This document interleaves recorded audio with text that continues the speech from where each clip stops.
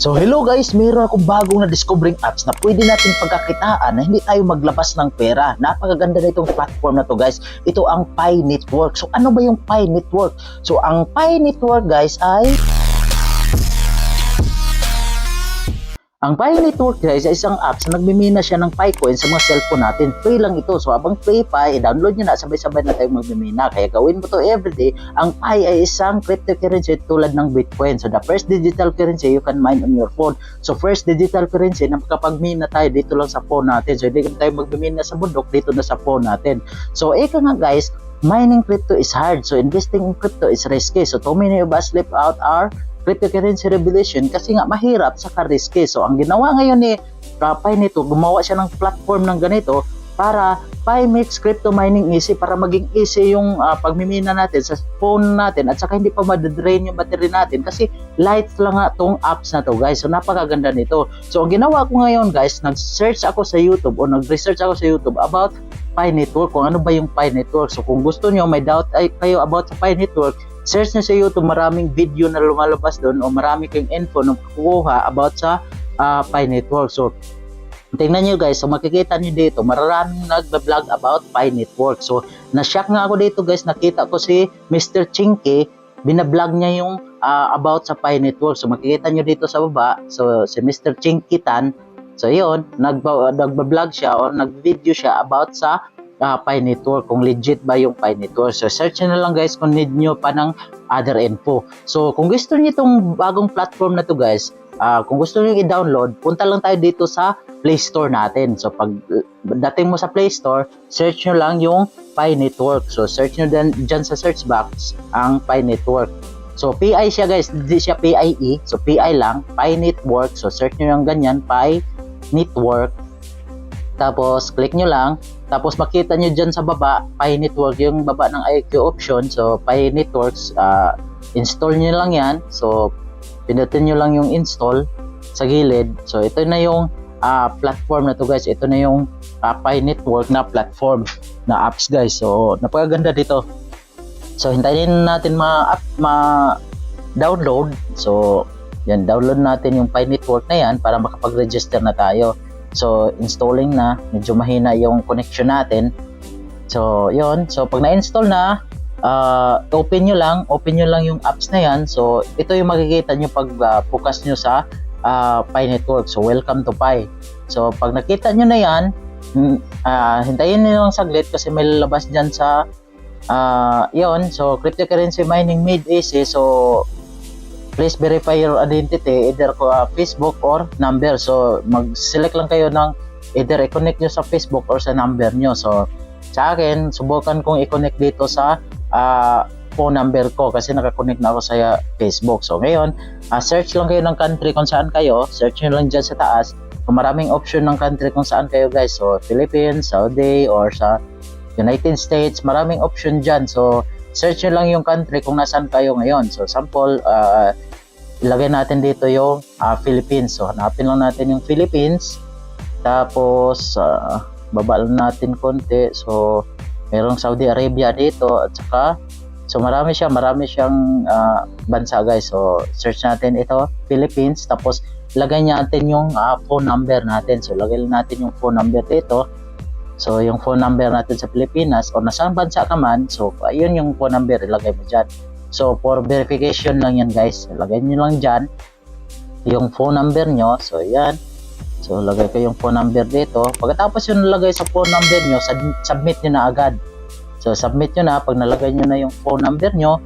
Tapos, hintayin nyo lang saglit. Tapos, may password. Create kayo ng password nyo doon sa platform or sa apps na yan. So, gawa kayo ng password. So, yung password nyo pala guys, so dapat susundin nyo yung nasa taas, yung dapat isang digit, yung uppercase, lowercase, dapat ganyan. Kasi yung ginawa ko dito, yan 1, 2, 3, 4, ginawa ko lang 5, 6, 7, 8. Pero hindi siya maano guys. So, dapat susundin nyo yung instruction sa taas. So, palitan natin yung password natin.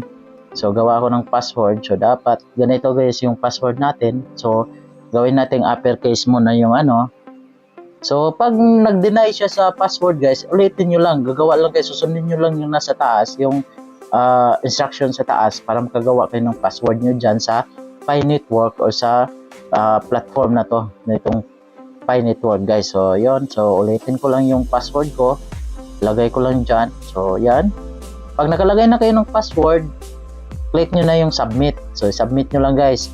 So okay na siya, na-submit na natin. So lagay nyo lang yung first name nyo dyan, last name, at saka ayan, so first name natin, tapos last name. Okay, lagay lang natin dyan. Tapos yung username. So anong username nyo gusto nyo ilagay nyo guys? Kasi yung username, yun yung gagamitin nyo as so invitational code guys. So yun, gawan ko lang add-on. So kung hindi siya, pag submit nyo, hindi siya ma-approve guys. So gawa kayo ulit or lagyan nyo lang yung number. So yun yung nyo, invitational code kasi yan. So gawin yung unique yung nyo, yung username nyo. So lagyan lang natin dito number, kunyari number, ganyan. So submit mo lang ulit. So pag na okay na siya, so okay na, yun na yung invitational code mo guys. So gawa lang kayo sa inyo. So who invited you, lagyan nyo lang tong 02 yabs, itong nilagay ko sa baba, yung naka kulay dyan sa baba, ito yung invitational code. So lagay nyo lang dyan, invitation code. So lagay nyo dyan sa who invite you. So 02 yabs. So lagay nyo lang dyan, tapos submit nyo na. So pag nalagay nyo na yung invitational code or invitation code, submit nyo na. So ngayon guys, pag submit nyo, nandito na tayo. So get started na tayo. So pindutin nyo lang yung get started. So welcome to Pi, new cryptocurrency you can mine with this app. So Pi is cryptocurrency owned by operated. So get started nyo lang. Tapos makita nyo dito sa baba, dito tayo magmimina. So yung puti na yan. So pindutin nyo lang, itap nyo lang yung mine. So pag pindot nyo sa mine, may 1 Pi ka na kaagad pag pindot nyo na yan. So pindutin nyo lang yan, Pi, yung mina, mine. Tapos mapansin nyo dito, awesome, you are mining at a rate of 1 Pi per hour. So 0.1 per hour. So start tour ka na. So, pindutin mo lang yung start tour. So pag pindot mo, may 1 Pi ka na dun sa taas. Di ba nakita nyo your Pi balance? So this is your Pi balance. So may 1 Pi ka na.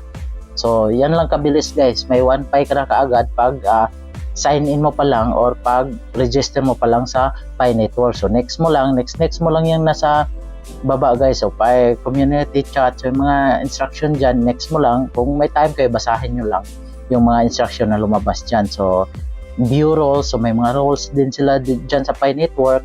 At saka pindutin nyo lang yung rules. Saka basahin nyo yung rules kung may time kayo. So tapos pindutin nyo yung balik dito sa taas. So kung gusto nyo bumalik doon sa pinaka home screen mismo, pinaka mismo natin. So dito nakamina ka na. So kulay green na siya, mina na siya. So yung makita nyo may 23 hours ka pa. So after 24 hours magmina ka ulit. So after every 24 hours guys, magmimina ka. So mapansin nyo din yung kulay green na yan, maging puti yan. So mine yan, magmimina ka na yan. So ngayon, tapos na tayo magmimina.